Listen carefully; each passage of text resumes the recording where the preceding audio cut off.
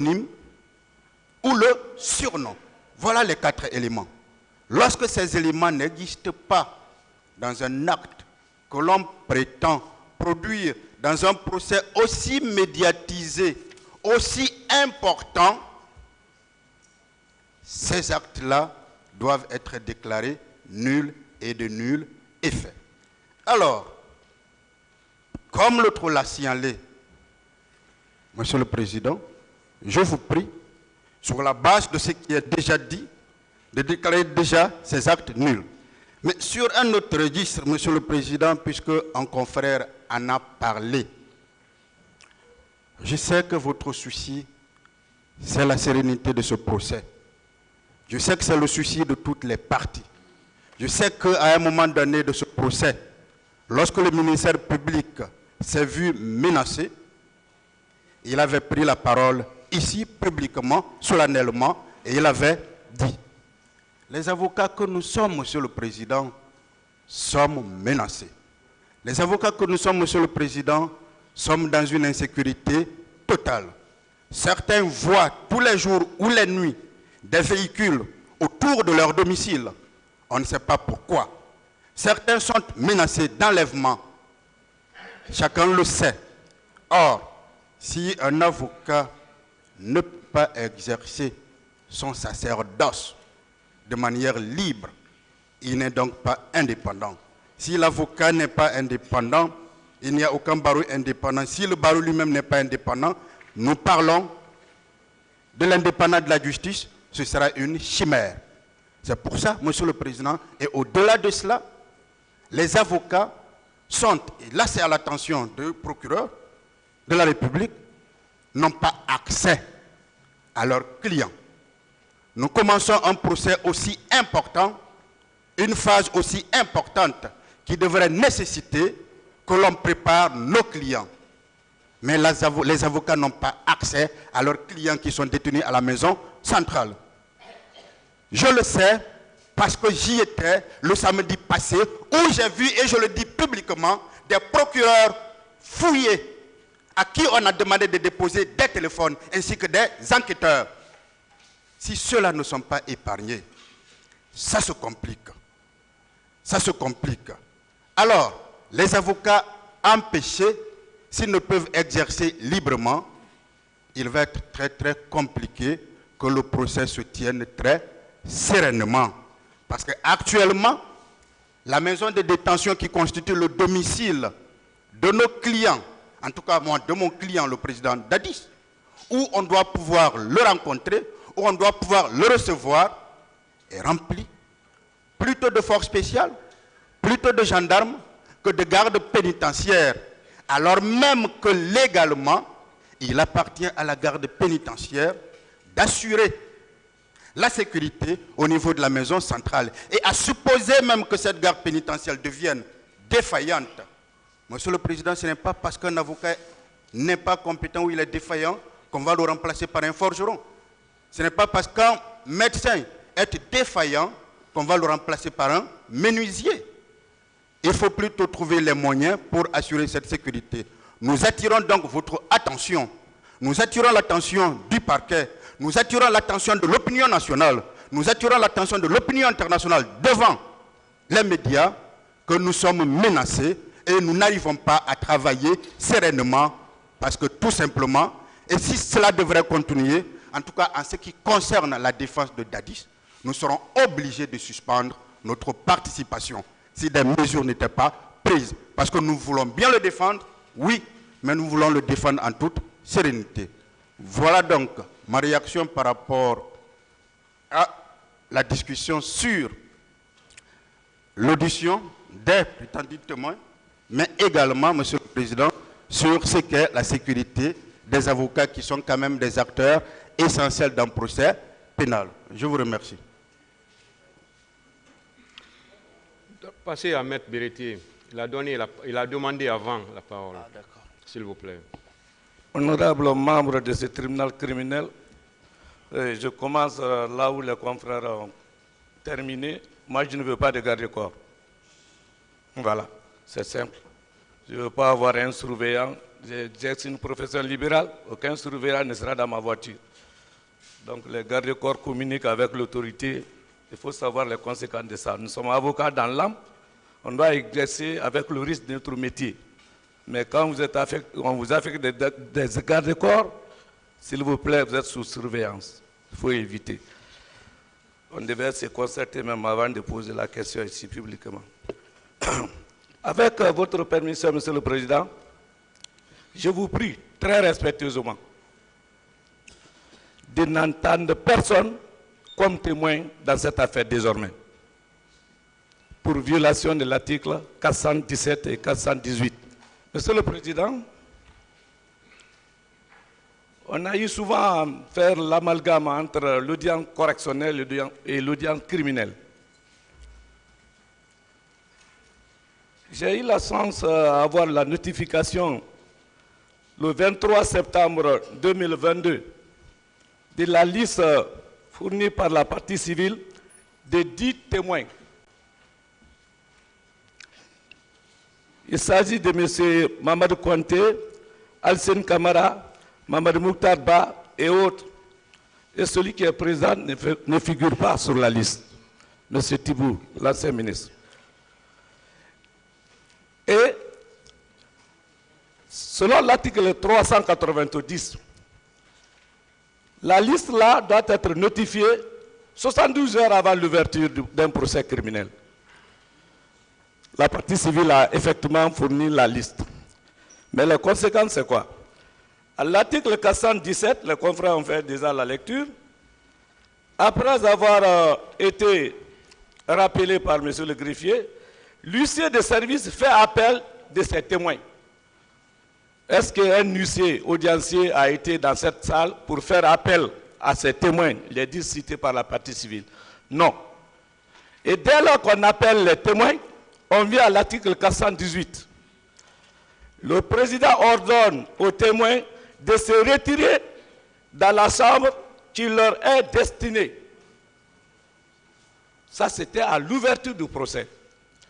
Est-ce que les témoins cités là ont été appelés par l'huissier audiencier et on les a retirés dans une salle prévue à cet effet? Non. À partir de là, sur Facebook, sur TikTok, tous les témoins ont suivi les mêmes événements. Ils ont entendu l'audition des accusés, des parties civiles. On peut les appeler témoins? Nous sommes en matière criminelle, les charges sont lourdes. On ne viendra pas accompagner aussi nos clients pour les faire supporter des peines, parce qu'il n'y aura plus de sincérité de ces témoins. Ces témoins n'ont pas été appelés à l'audience, à l'ouverture de l'audience, et les faire retirer. Et l'article 418 est clair, en son alinéa 2. Ils n'en sortent que pour déposer. Ça fait 1 an. Est-ce que les témoins là devraient être isolés pendant 1 an? Ils n'en sortent que pour déposer, depuis l'ouverture du débat. Quand l'huissier va faire appel, ces témoins viendront s'arrêter ici et on va les isoler dans une salle. Ils ne peuvent en sortir que pour déposer. À partir du moment où ça n'a pas été observé, nous sommes en matière criminelle, on n'est pas au correctionnel, on passera outre. En tout cas, on ne peut plus les appeler témoins. Et votre honneur, le président prend, s'il y a entre eux, même si on va les faire isoler dans une salle, on doit les isoler au point que les 2 témoins ou 3 ne peuvent pas communiquer entre eux. Est-ce qu'on a pu isoler les témoins pendant 1 an pour les empêcher de conférer, de témoigner, de communiquer? Sous le fondement de l'article 423, votre honneur, c'est la loi qui nous confère le droit. Toute partie peut s'opposer à l'audition d'un témoin et vous avez la souveraineté de trancher. Je vous prie, sous le fondement de l'article 423, c'est peut-être à titre de simple renseignement, mais qu'on ne peut plus appeler dans cette salle témoin. C'est la loi qui vous donne ce pouvoir, à l'article 423. Sur ce, je vous prie de constater que même la liste des témoins donnée par la partie civile n'a pas obéi. Il n'y a même pas un huissier audiencier dans la salle ici. Je vois le confrère DS qui est en train de rire. Ce sont des vices de forme qui sont des moyens efficaces de cassation. Je m'en remets à votre sagesse. Que Dieu vous bénisse. Je vous remercie. Maître Béa, vous avez un micro devant vous. Merci, Monsieur le Président, Monsieur les assesseurs. Moi, mon problème se situe au niveau de la liste fournie par le parquet. Je vois ici, dans la rubrique des témoins qui ont été cités au cours des débats, au numéro 15, je vois le colonel Ouriba, je pense communément appelé Baouri, commandant du PM3 au moment des faits. Je pense qu'en plus du colonel Baouri, ici et au cours des débats, il avait été révélé que le colonel Gabriel, Tamba Gabriel Diawara, c'est lui qui avait succédé au colonel Ouriba. Et que d'ailleurs, c'est lui qui avait mené les démarches pour que mon client, le colonel Ibrahima Kalonzo, puisse recouvrer sa liberté parce qu'il était en détention pendant les événements. Il a confirmé, même par voie d'huissier, ça a été versé dans le dossier. Donc j'aurais souhaité que le parquet rajoute ces noms sur sa liste, Monsieur le Président. Je vous remercie. Allez-y. Déjà tenu par les le confrères. Micro, s'il vous plaît. Donc, les confrères ont développé tout à l'heure des dispositions relatives à l'audition des témoins. Moi, je pense, Monsieur le Président, que la procédure est carrément écorchée. Depuis ma première intervention à cette audience, j'avais sollicité que les témoins sortent de la salle. Je l'avais dit depuis très longtemps. Mais il n'y a que la publicité de cette audience et surtout que la presse intervient. Il est difficile de croire en ce que les témoins n'ont pas suivi tous les débats, Monsieur le Président. J'aurais même demandé tout à l'heure qu'il y ait un huis clos par rapport à ça. Mais il se trouve que, Monsieur le Président, déjà, on a faussé depuis le départ. En tout cas, relativement aux témoins.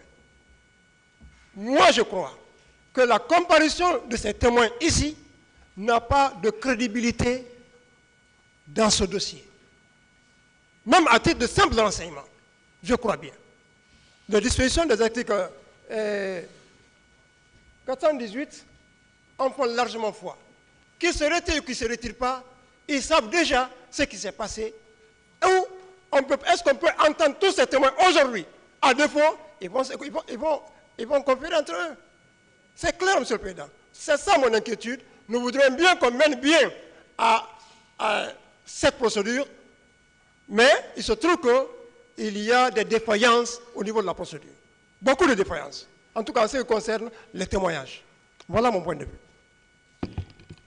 Monsieur le Président, en deux mots, vous vous souviendrez que lors de l'interrogatoire du colonel Ibrahima Kamaradi Kalonzo, nous avons présenté une demande relative à la comparution des noms que nous avons cités. Et ce, en application de l'article 401 du Code de procédure pénale.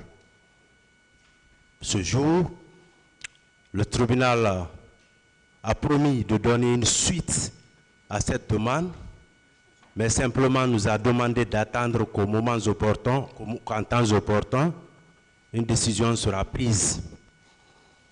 J'ai été en partie heureux de voir dans la liste fournie par le ministère public la rubrique relative aux noms révélés au cours des débats, le nom du colonel Baouri. Sauf que nous n'avons pas, comme a dit Maître Salifo Péavogui, le nom du colonel Tamba Gabriel Diawara. Monsieur le Président, et nous avons exposé ce jour les motifs et les circonstances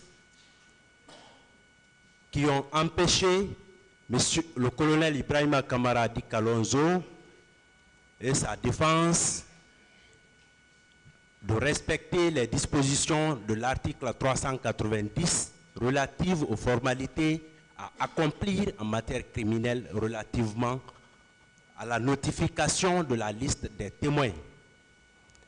Nous pensons aujourd'hui que, conformément à l'article précité et l'article 401 du Code de procédure pénale, qu'il vous plaise ordonner la comparution du colonel Tamba Gabriel Diawara. Vous l'avez certainement remarqué et entendu, notre client a tenu à vous préciser qu'il a été libéré au moment où le colonel Tamba Gabriel était en activité. Donc, Monsieur le Président, en le faisant, vous aurez continué à conférer à M. Ibrahima Kamara Di Kalonzo son droit le plus entier quant à la défense, quant à sa défense. C'est pourquoi, Monsieur le Président, sur les autres griefs développés par les distingués confrères, il vous appartiendra, après bien entendu avoir examiné les dispositions des articles 418, 417, 418, 422, 423 du Code de procédure pénale, il vous plaira de prendre une disposition et des décisions les plus saines dans cette affaire. Je vous remercie. Ministère public. Merci, Monsieur le Président. Honorables assesseurs, nous avons suivi avec beaucoup d'attention les différentes interventions de la défense. Beaucoup de questions ont été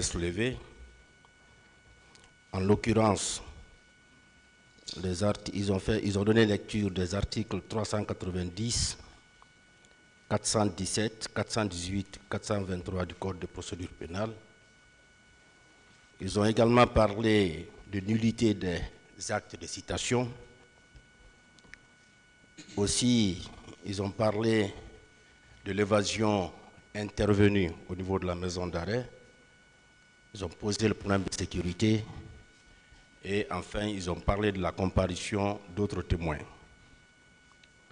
Monsieur le Président, pour répondre à ces différents problèmes qui sont soulevés par la défense, nous allons vous dire tout de suite qu'ils ont donné lecture de tous les articles du Code de procédure pénale, sauf l'article 422. Ils ont sauté cet article-là parce qu'ils savent que le problème qu'ils soulèvent, c'est cet article-là qui résout. L'article 422, Monsieur le Président,